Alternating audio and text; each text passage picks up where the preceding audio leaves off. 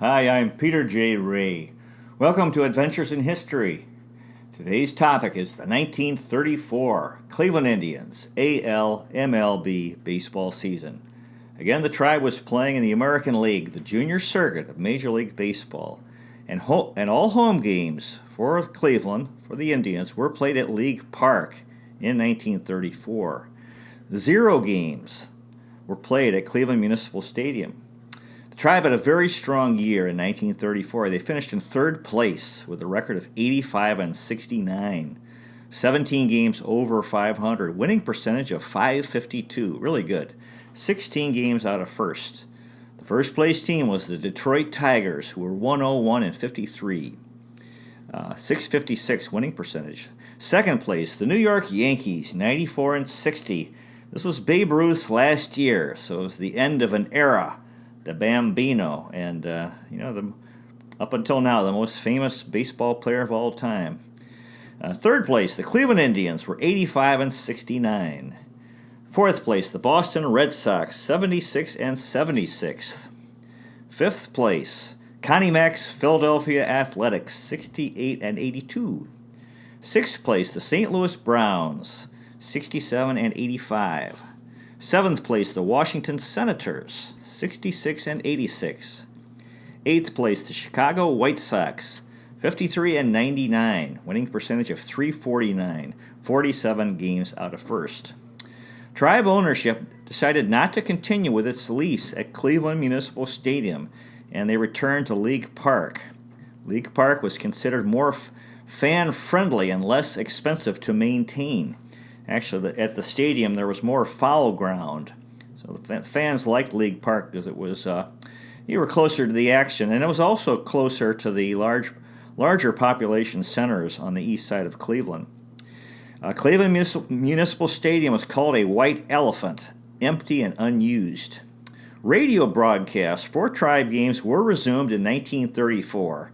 The powers that be got the idea that actually it was good to promote interest. People might go to the games if interest increased.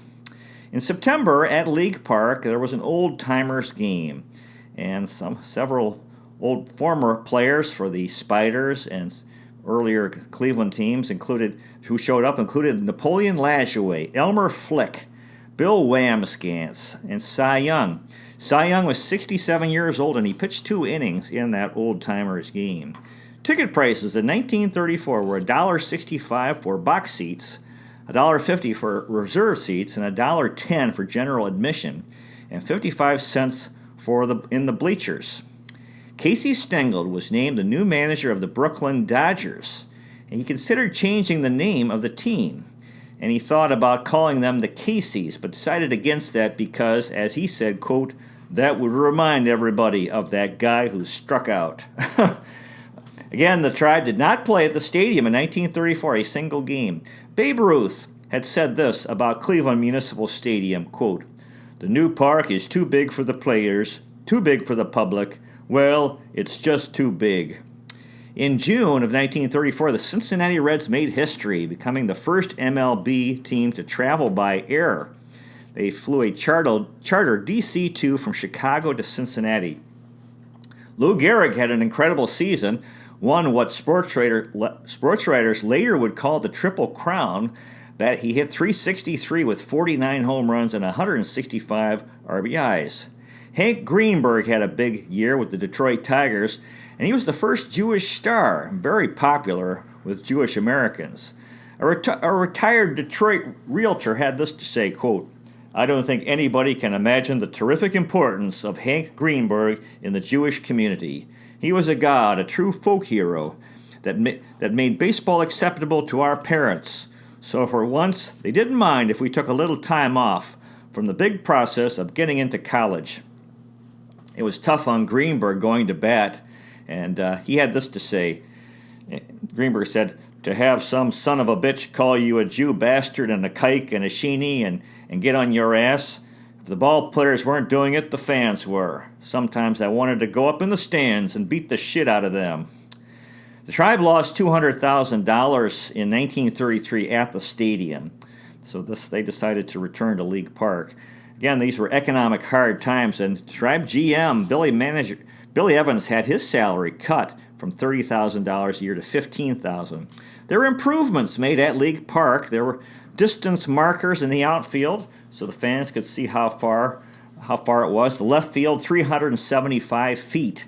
Right field, 290. Left center, 415. And dead center, 460 feet. And right center, 340. WHK Radio paid $15,000 for the rights for radio broadcasts of Tribe games, and Jack Graney, again, was the announcer. Regarding 1934, baseball historian Scott H. Longard wrote this quote, Although not the best team in baseball, the Indians were becoming one of the most exciting teams to watch. Wherever they played, fans were sure to see a steady barrage of doubles, triples, and home runs. They developed their own Murderer's Row in Earl Averill, Joe Vosmick, Hal Trotsky, and Odell Bad News Hale. In February of 1934, John Mcgraw died just before the season at age 60. So this was at the end of another era. He'd been a tremendous Baltimore Orioles player star back in the 1890s. In fact, facing off against the Cleveland Spiders, the two strong teams, and then he became a legendary New York Giants manager. So it was the end of, God bless, John Mcgraw. On May 9th, there was a cloud of dust in the United States, 1,500 miles long, 900 miles wide, and 2 miles high. And it was the dust had come from Oklahoma, Kansas, and Nebraska. 650,000 tons of topsoil was blown away. The dirt was blown from Montana to Wyoming, North and South Dakota, Minnesota, Illinois, Michigan, Ohio, West Virginia, and Pennsylvania. They called it the Great Dust Bowl Storm. So this was really, really tough. In 1934, the second All-Star game was played at the Polo Grounds in New York City. And Lou Gehrig, who was in the game, he absent-mindedly, after arriving at the Polo Grounds, absent-mindedly locked his wife in his car before the game, and he had to send somebody back to let her out of his car. The attendance for Tribe games in 1934 was 391,338, or an average of 5,082 per game, up a small amount, up a total of 4,000 overall. Now, the coaching staff, Patsy Garrity was back as a Tribe coach. Garrity was a coach for Cleveland from 1933 to 1935. Patsy Garrity. Earl Wolgamott was another coach. He'd been Wolgamott was a Tribe coach from 1931 to 1934. He continued in the minor leagues as a player until 1938 and a manager in the minor leagues until 1948. Earl Wolgamott. Walter Johnson was the manager for Cleveland, and he was Tribe manager from 1933 to 1935. Johnson made fitness a priority in spring training. His biographer Jack Kavanaugh wrote, quote, "It had been his way of getting ready, and he ran his players ceaselessly." Cleveland Press newspaper reported that Johnson as, quote, "favoring married players, provided they were wed to a good woman. A bad wife can ruin a good player faster than anything else." Johnson feuded with Cleveland pitcher Earl Hildebrand. He added $1,000 to the team's bottom line by disposing veterans' hangers-on and reducing the coaching staff, and he himself coached first base. In part to relieve his loneliness, he brought Sam Rice and Mo Berg, whom he had played with in Washington, to Cleveland. A Washington manager, Joe Cronin, picked Johnson as a coach for the All-Star game on July 10th at the Polo Grounds in New York City. And there was a legendary sequence. Carl Hubble struck out Babe Ruth, Lou Gehrig, Jimmy Fox, and Joe Cronin, 4 players in a row in that game. Baseball Magazine wrote this, quote, "Under Walter Johnson's management, Cleveland has become a powerful club, strong in pitching, strong in attack. The club has earned and deserves local support rather than local criticism." There was harsh criticism of Walter Johnson by Cleveland sports writers. Babe Ruth spoke with Johnson's two daughters, Carolyn, age 11, and Barbara, age 8, and said this, quote, "I don't know whether you girls have seen any bad comments about your dad, but if you have, don't pay a bit of attention to them, because he's just a fine, fine person." Spring training in 1934 was in March 25th in Lafayette, Louisiana. Or during spring training in Lafayette, Louisiana, Walter Johnson pitched an exhibition game against the New Orleans Pelicans.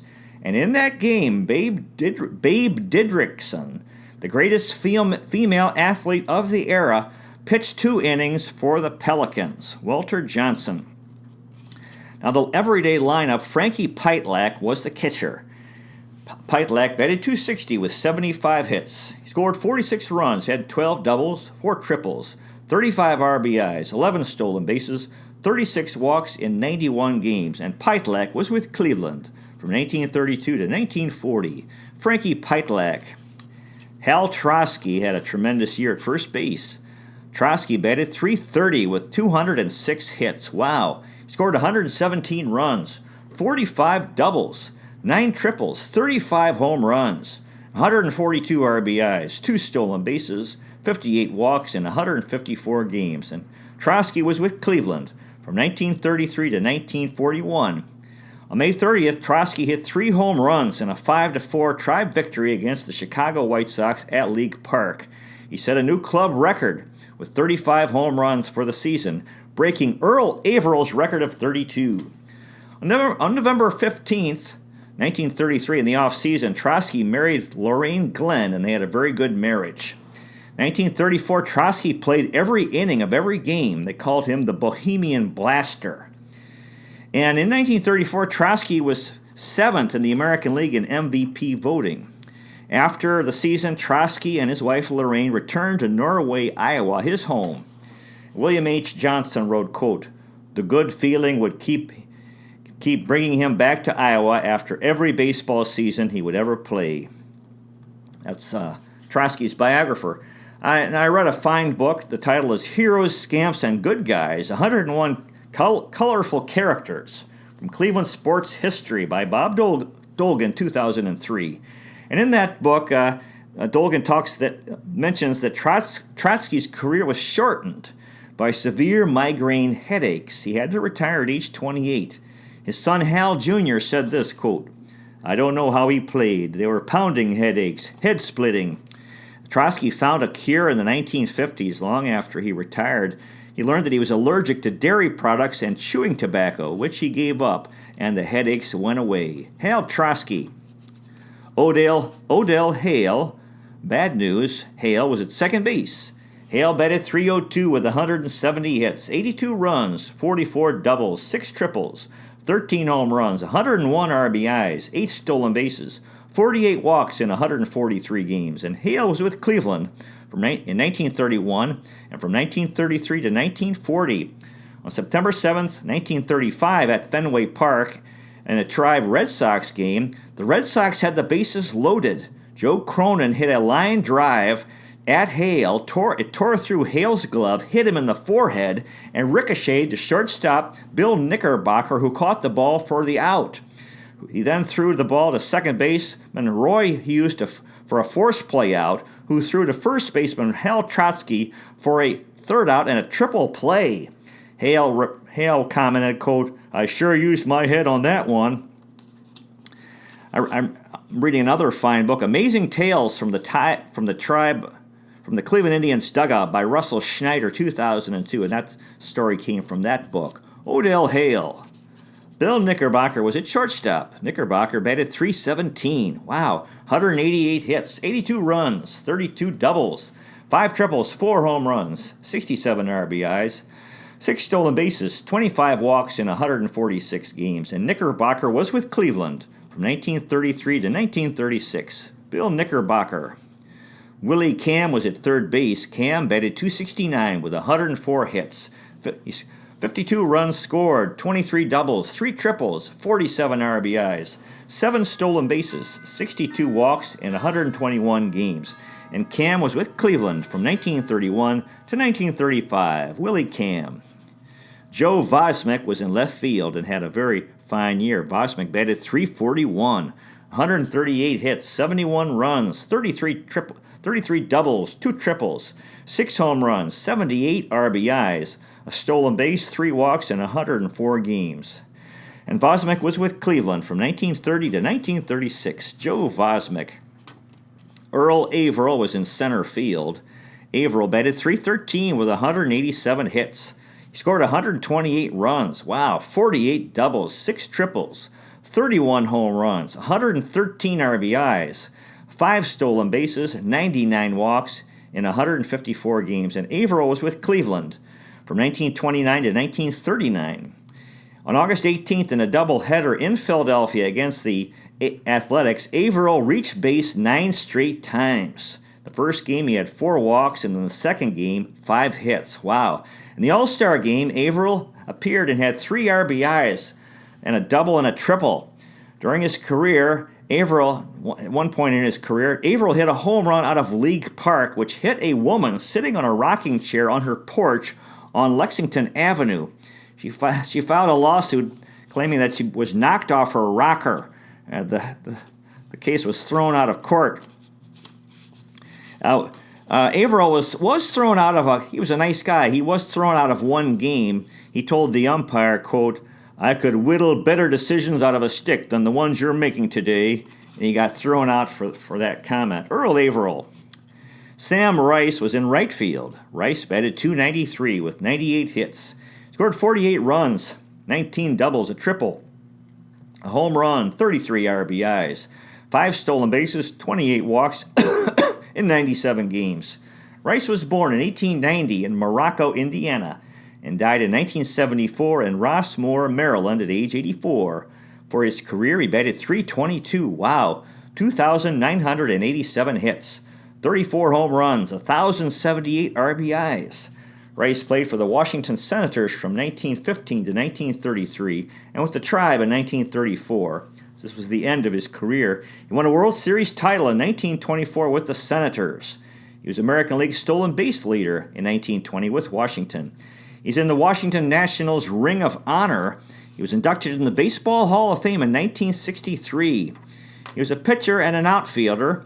He actually made his debut as a relief pitcher.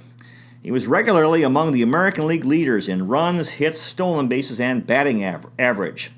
Rice made a controversial catch in the 1925 World Series.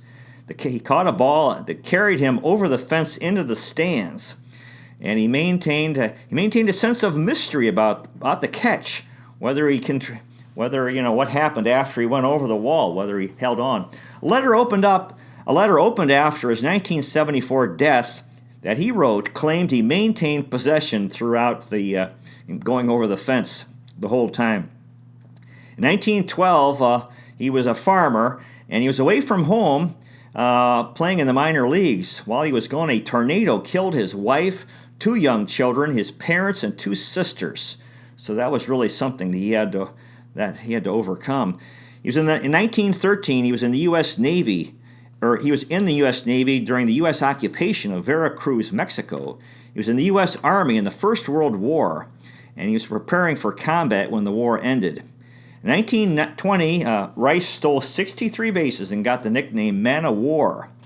Now he was 13 hits shy of 3,000, most hits by a player who did not reach 3,000. And he said this, quote, "The truth of the matter is I did not even know how many hits I had.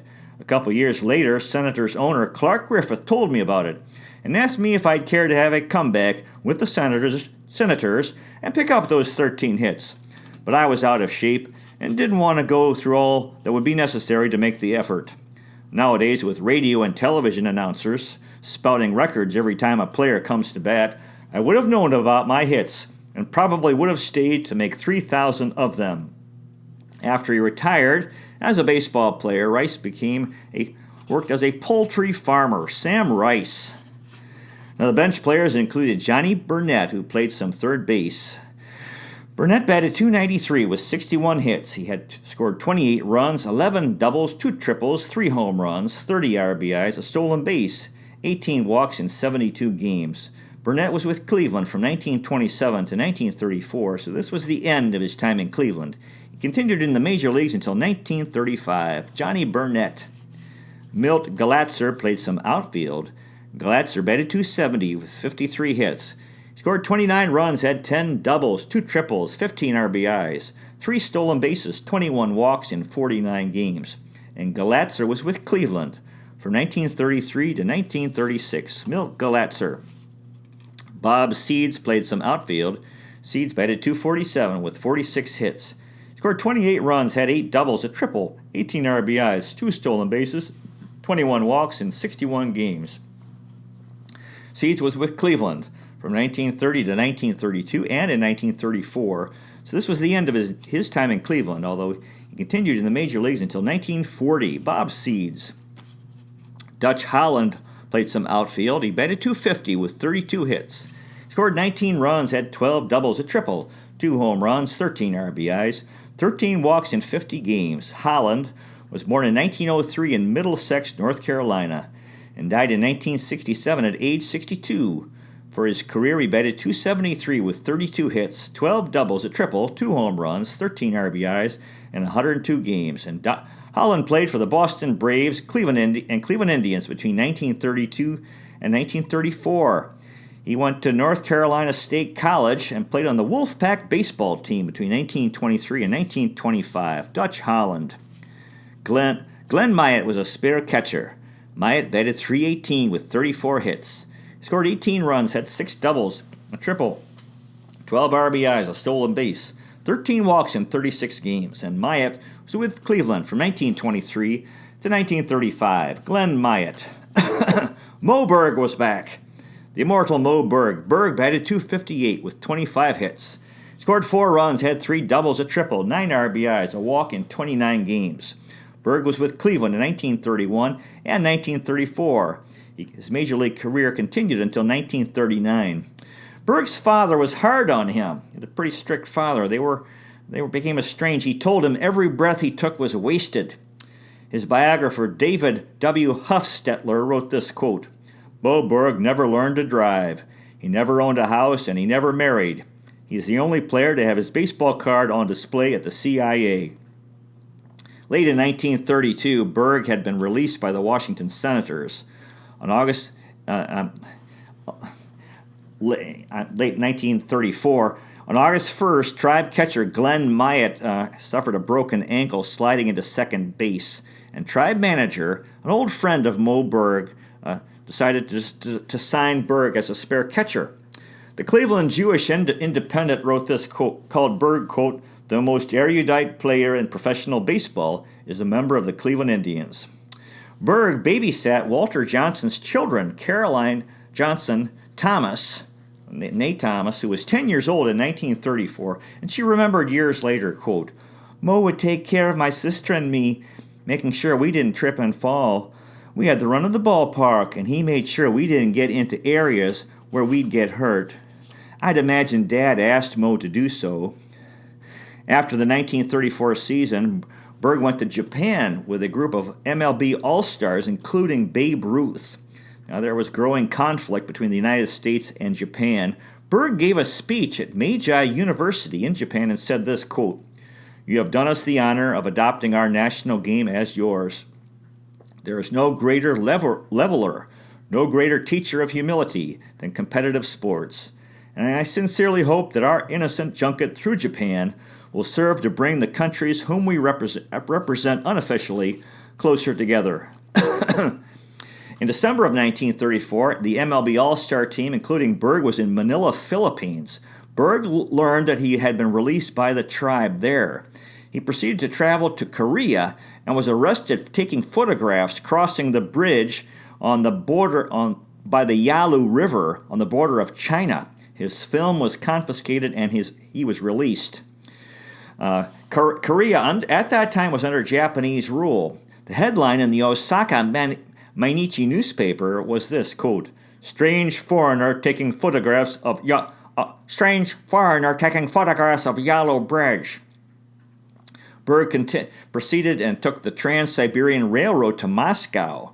He filmed Lenin's tomb there, was confronted by the police, and again had his film confiscated. In 1935, he was back with the Boston Red Sox.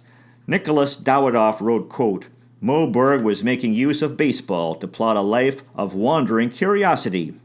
A teammate had said this, quote, Moe was really something in the bullpen. We'd sit around and listen to him discuss the Greeks, the Romans, the Japanese, anything. Hell, we didn't know what he was talking about, but it sure sounded good. Nicholas Dawidoff wrote, quote, Moe Berg liked art museums, antiquarian bookshops, and public libraries with well-lit main reading rooms. He once went from Washington to Baltimore, where he recited Edgar Allan Poe's poem, The Raven, standing beside the poet's grave. Don Shapiro wrote, quote, Moe Berg was important to Jews because he confirmed that you could be an intellectual and an athlete and an American too. In 1939 with the Red Sox, Berg batted only 33 times in 14 games. Manager Joe Cronin sent him into one game, and Berg responded, quote, Gentlemen, does everyone still get 3 outs out there? By 1940, Berg was a coach with the Red Sox.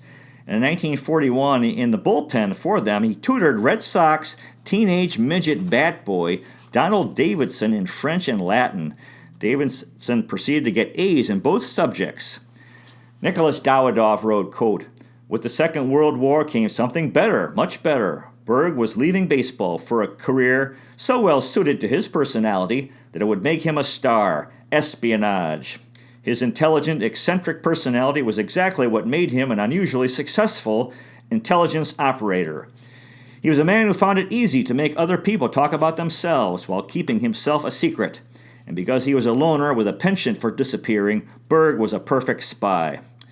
Near the end of his life, Berg's friends, George Gloss, one of Berg's friends, George Gloss, who was a Boston bookstore owner, Berg would shop in the store. He would roam the store, pile up a tall stack of books, and ask Gloss to keep them behind the counter, saying he would come back to pay for them on a later date. Gloss knew that date would never come, but didn't mind it because he enjoyed Berg's company. In 1944, Berg received an honorary degree from the University of Rome for his work there in the Second World War. He was referred to as a grand benefactor, an honorary doctor of laws. He'd been working as a spy in Rome, fighting against the German scientists trying to develop the atomic bomb. The Romans were grateful because they had been liberated from Nazi occupation. Part of the explanation for this award was that people liked Moe Berg. Sometimes he referred to himself as a Renaissance man. The last year of the war, Berg was in Zurich, Switzerland, enjoying himself. Nicholas Dawidoff wrote, quote, Taking refuge in Zurich were artists from all over Europe, and for a brief time they transformed the ancient city of bankers and clockmakers into a flourishing artistic center, a slightly bizarre renaissance. After the war, at one point, Berg was playing baseball with some American soldiers, and one of them said, You're a pro, you're a catcher, and your name is Moe Berg. During the war, Berg had been part of the effort to stop Germany from getting the atomic bomb. After the war, he worked on the effort to stop the Soviet Union from getting the atomic bomb. He spent time in Czechoslovakia, had some trouble with some Russian soldiers, and Berg bluffed them by showing them a letter with a large red star, which worked, and it was actually a Texaco Oil Company stationary letter. Nicholas Dawidoff wrote, quote, Berg's last 25 years were without regular employment of any sort. This talented man, who could have supported himself in so many ways, chose instead to become a vagabond, living on wit and charm and the kindness of friends. After the war, Berg discovered that friends would happily supply him with lodging, meals, clean underwear, suits, and even pocket money, just because they liked to be around him. For most of the last 25 years of his life, Berg permitted all sorts of people that pleasure and came to believe that he was doing them a favor. He was invited to Princeton parties back in the U.S. and spent two afternoons at the Princeton home of Albert Einstein. Nicholas Dawidoff wrote, quote, Moe Berg paid his way with stories. He claimed to buy dictionaries to see if they were complete. After he retired from MLB, he received a metal card, a lifetime pass to any MLB game, and then he could sit in an unoccupied seat. He played in a 1956 Old Timers game at Yankee Stadium. The New York Times reported this, quote, Moe Berg, playing shortstop and batting in the cleanup position, probably for the first time in his life, caught Allie Reynolds unaware by blasting a mighty double to left. In 1951, Berg stayed with Joe DiMaggio for 6 weeks in his home. He'd spend the summer in Boston, Washington, Paris, and Cuba. He also enjoyed attending the World Series. His brother Sam wrote on a piece of cardboard which he hung in Berg's room, Lord Macaulay's words, quote, I would rather be a poor man in a garret with plenty of books than a king who did not love reading. When he was a student at Princeton, Berg had written a sonnet titled A Sonnet on Becoming 18. His brother Sam he was having sibling rivalry, wrote to him, quote, that sonnet you wrote was mistitled. It should have been entitled A Sonnet on Being Crazy.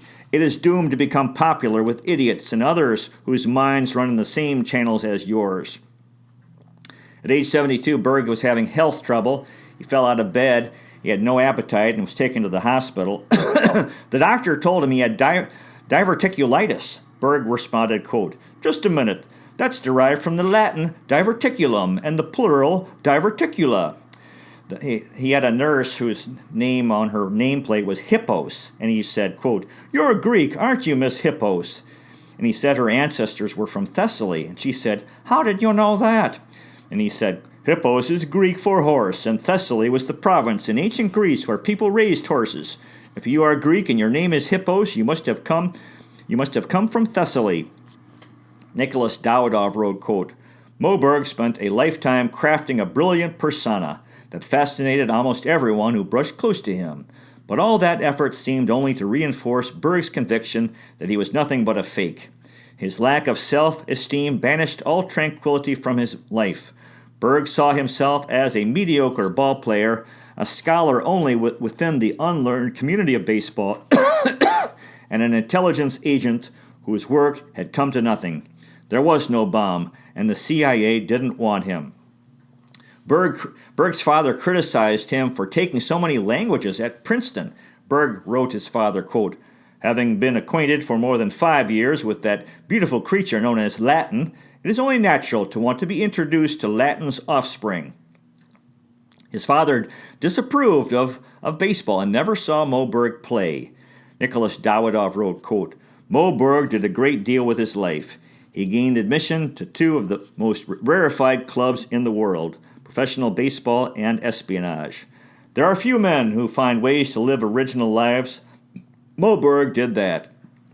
All this information I got from the book The Catcher Was a Spy, The Mysterious Life of Moe Berg by Nicholas Davidov, 1994. Moe Berg. Eddie Moore played some second base. Moore batted .154 with 10 hits. He scored 4 runs, had 2 doubles, 8 RBIs, 10 walks in 27 games. Moore was born in 1899 in Barlow, Kentucky, and died in 1976 in Fort Myers, Florida at age 77. For his career, he batted .285 with 13 hits and 257 RBIs. Moore played for the Pittsburgh Pirates, Boston Braves, Brooklyn Robins, New York Giants, and Cleveland Indians between 1923 and 1934. He won a World Series title in 1925 with the Pirates. In 1926, the Pirates sold him to the Boston Braves after confirmation with Fred Clark, assistant general manager and the head of scouting. In a July 2nd doubleheader against the Giants, Moore made an error and was booed by the crowd. He had the habit of reflexively smiling in moments of stress. Clark saw the smile, thought he did not care about what he was doing. They had a shouting match. He was fined for indifferent play and sold to the Braves. On September 27, 1930, Moore hit the last bounce home run. In other words, before 1931, the season, balls could bounce over the outfield wall for a home run until the rule change. In 1933, he won a title with the New Orleans Pelicans in the Southern Association. He was as a shortstop. In the minor leagues, he played for the Atlanta Crackers, St. Petersburg Saints, Oakland Oaks, Montreal Royals, Baltimore Orioles, and Gainesville G-Men. Eddie Moore. Bill Brendel was a spare catcher. Brendel batted .216 with 11 hits. He scored 4 runs, had 3 doubles, 3 RBIs, 2 walks in 15 games. Brendel was born in 1910 in Oakland, California, and died in Oakland in 1979 at age 69. For his career, he batted .198 with 43 hits and 19 RBIs. Brendel played for the Pittsburgh Pirates and Cleveland Indians between 1932 and 1935. He had a reputation as a quick wit but slow feet. After he retired, he was a longtime scout for the Los Angeles Dodgers. He also scouted for the Brooklyn Dodgers and St. Louis Cardinals. He played in the minor leagues for the Twins Falls Bruins, Mission Bells, Idaho Falls Spudders, Newark Bears, and San Francisco Seals, Spokane Indians, Kansas City Blues, Milwaukee Brewers, Hollywood Stars, and Pocatello Cardinals. Bill Brendel. Dick Porter, twitchy Dick Porter, played some outfield. Porter batted .222 with 10 hits. He scored 9 runs, had 2 doubles, a triple, a home run, 6 RBIs, 4 walks in 14 games. Porter was with Cleveland from 1929 to 1934. He was traded on May 25th to the Red Sox with Wes Farrell, who had been a holdout, for Bob Weiland, Bob Seeds, and $25,000. The Tribe was having a financial problems. So this was the end of Twitchy Dick Porter's time in Cleveland. He'd given us some fine years. Twitchy Dick Porter. Kit Carson played some outfield. Carson batted .278 with 5 hits. He scored 4 runs, had 2 doubles, a triple, an RBI, 2 walks in 5 games. Carson was born in 1912 in Colton, California, and died in 1983 in Long Beach, California at age 70. For his career, he batted .250 in 21 games. Carson played for the Cleveland Indians in 1934 and 1935. In 1934, he was 21, the 9th youngest player in the American League that year. After he retired, he moved to Long Beach, California, worked for the City College Athletic Department, and was the manager for the Long Beach Rockets, an amateur baseball team. Kit Carson. Bob Garbark was a spare catcher. Garbark batted 11 times, did not have a hit, scored a run, had a walk, struck out 3 times in 5 games.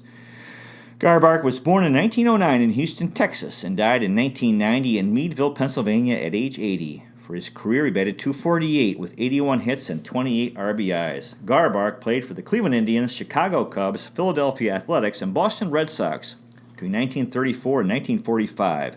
His brother Mike was also a pro player. Both brothers hit .261 in 1944. His alma mater was Allegheny College, where he was the baseball coach for 32 years. He was also a football coach 1 year, and the basketball coach for 19 seasons. Garbark played on the Allegheny football team from 1929 to 1932 and was the captain in 1931, co-captain in 1932. The minor leagues, Garbark played for the Toledo Mud Hens, Birmingham Barons, and Buffalo Bisons. Bob Garbark. Roy Spencer was a spare catcher. Spencer batted .143 with 1 hit and 7 at-bats. He had a double, 2 RBIs, struck out once in 5 games. Spencer was with Cleveland from 1933 to 1934. So this was the end of his time in Cleveland. He continued in the major leagues until 1938. Roy Spencer. Now the pitching staff the ace pitcher was Mel Harder. His record was 20-12 with an ERA of 2.61. 44 games, 29 starts, 17 complete games, 6 shutouts, 5 saves, 91 strikeouts, and 255 and a third innings pitched. Harder batted .161 with 14 hits. He scored 9 runs, 6 doubles, 5 RBIs, 3 walks, and struck out 24 times. Harder was a Tribe player between 1928 and 1947, a Tribe coach from 1948 to 1963. So he had 36 years wearing a Tribe uniform, the longest in team history. In the second annual All-Star Game, the American League won 9-7, and Harder was the winning pitcher. Through 5 innings, only gave up 1 hit at the Polo Grounds in New York City on July 10th. Scott H. Longert wrote, quote, Mel Harder, through a strong work ethic and determination, had become one of the best pitchers in the league. Mel Harder. Monty Pearson had a fine year. He was 18-13. with an ERA of 4.52, 39 games, 33 starts, 19 complete games, 2 saves, 254 and 2/3 innings pitched, and 140 strikeouts. Pearson batted .272 with 25 hits. He scored 7 runs, had 5 doubles, a home run, 10 RBIs, 5 walks, and struck out 10 times. Pearson was with Cleveland from 1932 to 1935. Monty Pearson. Earl Hildebrand was 11-9 with an ERA of 4.50. 33 games, 28 starts, 10 complete games, a shutout, a save, 198 innings pitched, and 72 strikeouts. Hildebrand batted .171 with 13 hits. Scored 5 runs, had 3 doubles, a home, 8 RBIs, 3 walks, and struck out 5 times. Hildebrand was with Cleveland from 1931 to 1936. Earl Hildebrand. Willis Hudlin was 15-10 with an ERA of 4.75. 36 games, 26 starts, 15 complete games, a shutout, 4 saves, 195 innings pitched, and 58 strikeouts. Hudlin batted .206 with 14 hits. He scored 5 runs, 4 doubles, a home run, 2 RBIs, 6 walks, and struck out 20 times. Hudlin was with Cleveland from 1926 to 1940. In 1936, Hudlin had a sore arm, and he said this, quote, "In those days, if you had a sore arm, the first thing doctors would tell you were to have your tonsils taken out. They figured that tonsils absorb poison, and then the poison would get distributed to the part of the body you use the most, which for a pitcher was his arm. So that winter I had my tonsils removed, and sure enough, my arm was better in 1937. Willis Hudlin. Lloyd Brown was 5-10 with an ERA of 3.85. 38 games, 15 starts, 5 complete games, 7 saves, 117 innings pitched, and 39 strikeouts. Brown batted .233 with 7 hits. He scored a run, had 2 doubles, 2 RBIs, a walk, and struck out 10 times. Brown was born in 1904 in Beeville, Texas, and died in 1974 in Opelika, Florida at age 69. For his career, he was 91-105 with an ERA of 4.20 and 510 strikeouts. Brown pitched for the Brooklyn Robins, Washington Senators, St. Louis Browns, Boston Red Sox, Cleveland Indians, and Philadelphia Phillies between 1925 and 1940. He allowed the most home runs to Lou Gehrig, 15, including 2 grand slams. In the minor leagues, he was a manager. He was also a respected scout. He played in the minors from 1941 to 1953. He managed in the minor leagues. He managed 10 teams from 1947 to 1960. Brown was a scout for the Baltimore Orioles, Philadelphia Phillies, Washington Senators, and Seattle Pilots. He won 202 games managing in the minors in 20 years. And in the minor leagues, he played as a player. He played for the Albuquerque Dukes, the Anaheim Aces, Chattanooga Lookouts, Fort Lauderdale Braves, Memphis Chickasaws, Newark Bears, Seattle Rainiers, St. Paul Saints, Tucson Cowboys, Wichita Falls Spudders, and Williamsport Billies. Lloyd Brown. Thornton Lee was 1-1 with an ERA of 5.04. 24 games, 6 starts, 85 2/3 innings pitched, and 41 strikeouts. Lee batted .095 with 2 hits. He scored a run, had a double, an RBI, a walk, and struck out 11 times. And Lee was with Cleveland from 1933 to 1936. Thornton Lee. Ralph Weingarner was 5-4 with an ERA of 5.51. 22 games, 6 starts, 4 complete games, 71 1/3 innings pitched, and 32 strikeouts. Weingarner batted .196 with 10 hits. Scored 9 runs, had 2 doubles, a home run, 5 RBIs, 3 walks, and struck out 11 times. Weingarner was with Cleveland in 1930, 1932, and from 1934 to 1936. Ralph Weingarner. Belv Bean was 5-1 with an ERA of 3.86, 21 games, 1 start, 51 1/3 innings pitched, and 20 strikeouts. Bean batted .200 with 3 hits. He scored a run, had 2 walks, and struck out 5 times. Bean was with Cleveland from 1930 to 1931 and 1933 to 1935. Belv Bean. Clint Brown was 4-3 with an ERA of 5.90, 17 games, 2 starts, a save, 15 1/3 innings pitched, and 15 strikeouts. Brown batted .294 with 5 hits. He scored a run, had a double, and an RBI, 2 walks, and struck out 3 times. Brown was with Cleveland from 1928 to 1935, from 1941 to 1942, and he's buried at Lakewood Cemetery in Rocky River, Ohio. Clint Brown. Bob Weiland, they called him Lefty, was 1-5 with an ERA of 4.11, 16 games, 7 starts, 2 complete games, 70 innings pitched, and 42 strikeouts. Weiland batted 125 with 3 hits and 24 at-bats. He scored a run, had a home run, 3 RBIs, 1 walk, and struck out 12 times. Weiland was born in 1905 in Chicago, Illinois, and died in 1988 in Chicago at age 82. For his career, he was 62 and 94, with an ERA of 4.24 and 614 strikeouts. Weiland pitched for the Chicago White Sox, Boston Red Sox, Cleveland Indians, St. Louis Browns, and St. Louis Cardinals between 1928 and 1940. He was 6'4" and 210 pounds and played 3 seasons on the Gas House Gang, the St. Louis Cardinals. After he retired from 1940 to 1976, he sold auto parts for a number of companies. Later in life, he had heart problems. Both of his legs were amputated. He died from a stroke and congestive heart failure. Bob Weiland. Sarge Connolly had no decisions and an ERA of 5.06. 5 games, a save, 5 1/3 innings pitched, and 1 strikeout. Connolly batted once and did not have a hit. He was with Cleveland from 1931 to 1934, and this was the end of his MLB career. Sarge Connolly. Bill Perrin was 0-1 with an ERA of 14.40. 1 game, a start, 5 innings pitched, and 3 strikeouts. Perrin batted twice and did not have a hit. He was born in 1910 in New Orleans, Louisiana, and died in 1974 in New Orleans at age 64. His MLB career was just with the Cleveland Indians in 1934. He was New Orleans-based, and he's in the New Orleans-based Diamond Club Hall of Fame, inducted in 1971. Played in the minor leagues with the New Orleans Pelicans. His cousin was world boxing champion Jimmy Perrin. In the minor leagues, Perrin played for the Toledo Mud Hens, the Wilkes-Barre Barons, Birmingham Barons, Atlanta Crackers, and Miami Tourists. Bill Perrin. And finally, Denny Galehouse had no decisions, an ERA of 18.00.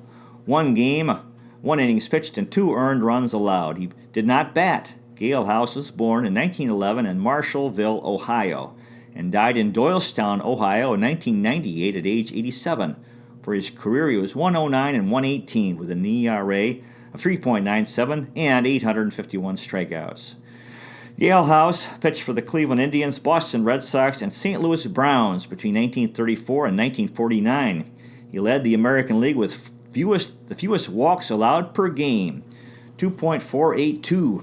1948, Galehouse started for the Boston Red Sox in the 1-game playoff against the Cleveland Indians. The 2 teams had tied for first place. Galehouse and the Boston Red Sox lost that game, and Cleveland went to the World Series, which the Tribe won in our last title. After Galehouse retired, he was a scout for the Red Sox, Tribe, the Tigers, Cardinals, and San Diego Padres. In the minor leagues, he played for the Johnston Johnnies, Fort Wayne Chiefs, Minneapolis Millers, and Seattle Rainiers. Denny Galehouse. After the season, the 1934 World Series was played. St. Louis Cardinals against the Detroit Tigers. After Game 1 of the World Series, Dizzy Dean talked by shortwave radio with explorer Richard Byrd, commanding the expedition at the South Pole in Antarctica. And Dean said, quote, "Howdy there, Dick Byrd at the South Pole." The series started in Detroit. Dean had breakfast with Henry Ford in Detroit. In Game 4, Dizzy Dean was a pinch runner running to second on a double play ball. He was hit in the forehead from the throw from the second baseman to first, knocked unconscious, and carried off the field.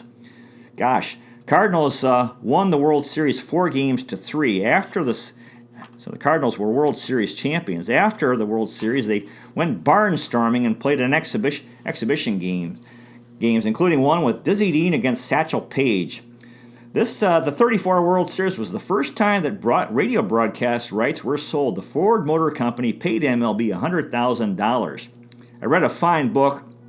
The title is The Gas House Gang, how Dizzy Dean, Leo DeRocher, Branch Rickey, Pepper Martin, and their colorful come-from-behind ball club won the World Series and America's heart during the Great Depression by John Hyde-Henry, 2007. And Hyde-Henry wrote this, quote, This book is my time machine, enabling me to roll back the years and see the Gas House Gang play for myself. Regarding a road trip in New York City, Dizzy Dean said, quote, I know that town like a chicken in a coop, and I'm going to show my brother Paul around. The Cardinals went through a slump at one point, and Leo DeRocher said this to the team, quote, Listen, you dumb clucks, we are allowing a club to walk off with the pennant that has no more right to win than a flock of schoolboys in Peoria. In 1934, Dean reportedly coined the expression, it ain't bragging if you can do it. During the World Series, the New York Daily News called Dizzy and Paul Dean the best brother act since Romulus and Remus. After Game 4, Dean was in the hospital after getting hit in the forehead, and the newspaper headline was, quote, X-rays of Dean's head show nothing.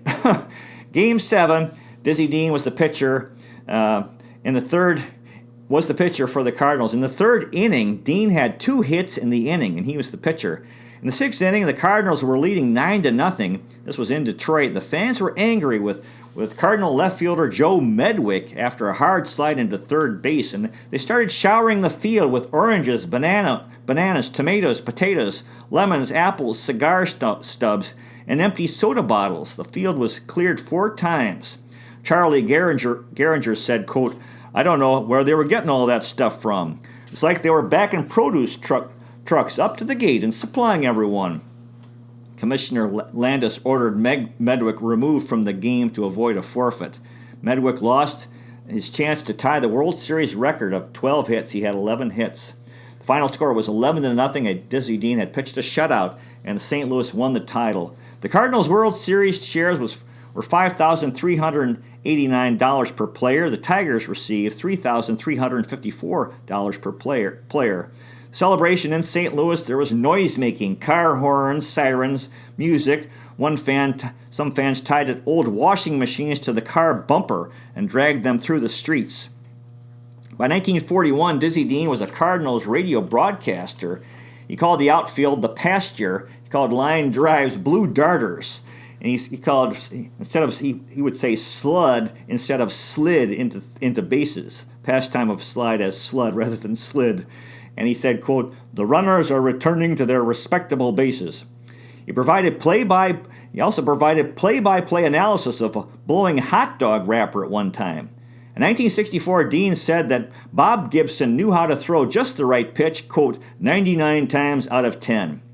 The World Series Hall of Famers for the 1934 World Series included Dizzy Dean, Leo DeRocher, Frankie Frisch, Jesse Haynes, Joe Medwick, and Dazzy Vance for the Cardinals, and for the Tigers, Mickey Cochran, for whom Mickey Mantle was named, Charlie Gehringer, Goose Goslin, and Hank Greenberg. So that's the story of the 1934 Cleveland Indians. They gave us a good year. God bless the fellows who played for the Cleveland Indians in 1934, and everyone else associated with the team, including the fans, especially the Civil War veterans, Spanish-American War veterans, First World War veterans, captains of the Cuyahoga, lovers of Lake Erie, Terminal Tower Power, fans of the Free Stamp Statue and the Fountain of Eternal Life, Euclid Avenue Electricity, Severance Hall Stalwarts, Cleveland Museum of Art enthusiasts, Christmas Story House Happy People, First Energy Stadium friends, Progressive Field pals, Quicken Loans Arena enthusiasts, Tribe, Browns, Cavs, Monsters and Gladiators rule. Cleveland, City of Champions. Cleveland is the best location in the nation on the north coast of America. New York is the Big Apple. Cleveland is a plum. Before you know it, it'll be opening day 2019. This is our year. Go Tribe. You might consider checking out my website, or our website, Adventures in History with Peter J. Ray at peterjray.com. Thank you so much for watching. I really, really appreciate it. God bless you. Take care, and I'll see you next time.